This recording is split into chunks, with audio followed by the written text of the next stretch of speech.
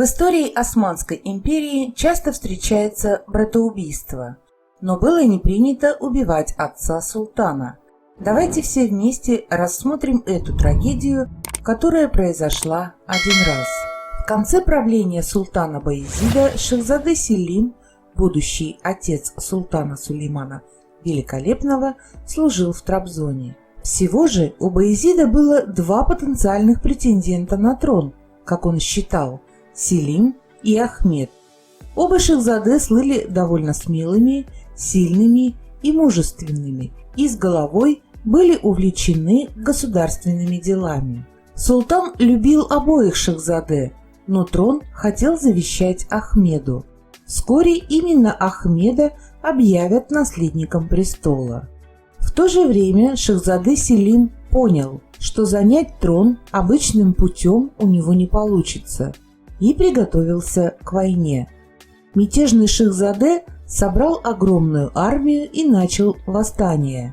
Историки пишут, что султан Баязид, увидев 40-тысячную армию своего сына, не смог сдержать слез от гнева и печали. Дальнейшая история описывается как очень тяжелое время для стареющего султана Баязида. Восстания тут и там сильно ослабили и утомили его, после чего он сдался и решил отречься от престола. Последнее сражение армии Шахзаде Селима и его отца султана Баязида привело к тому, что Селим был разгромлен и вынужден убежать в Кефе, нынешний Крым. С поражением Селима возможности Ахмеда к правлению Османской империи были значительно увеличены, но большая часть янычар и государственных деятелей хотели видеть на троне не Шахзаде Ахмеда, а Шахзаде Селима, и тогда Баязид вызвал в Стамбул бежавшего сына. Когда Селим прибыл в Стамбул, его встретили государственные деятели, а на следующий день он прибыл во дворец с янычарами и сипахами. Спросив собравшуюся толпу, почему они пришли, султан Баязид получил ответ: «Мы не хотим другого правителя, кроме Селима». После этого Баязид, у которого не было выбора, вынужденно покинул трон и передал правление Селиму. Уходя, султан сказал: «Я оставляю царствование своему сыну Селиму, и пусть Аллах благословит его». Когда Баязид покинул трон, Селим с уважением поцеловал руку своего отца.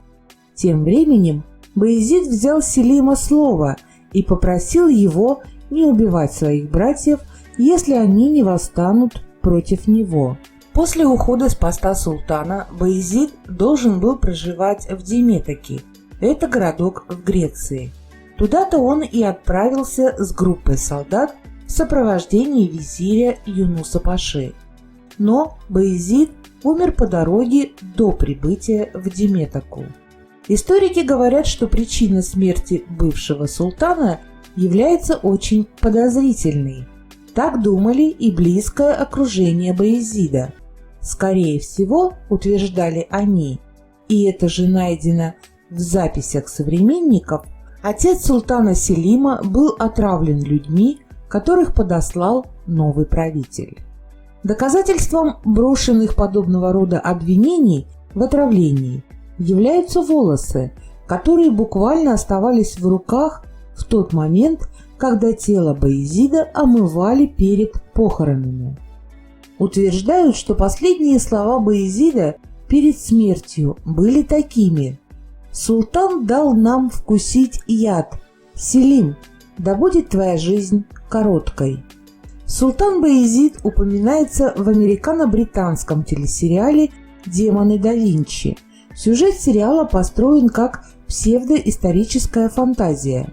Роль султана Баязида сыграл талантливый британский актер Акин Гази, родившийся в семье киприотов-турок. Актеру сейчас 39 лет. Если вы заметили, фамилия актера Гази имеет глубокие тюркские корни. Основатели Османской империи носили атрибут Гази: Эртугрул Гази, Осман Гази, Архан Гази. Все они были выходцами из древнего племени Кайи. Но это лишь информация к размышлению и повод поговорить. А на сегодня все. Не пропускайте главное. Подписывайтесь на наш канал, посещайте вкладку «Сообщество» и узнавайте еще больше про Османскую империю.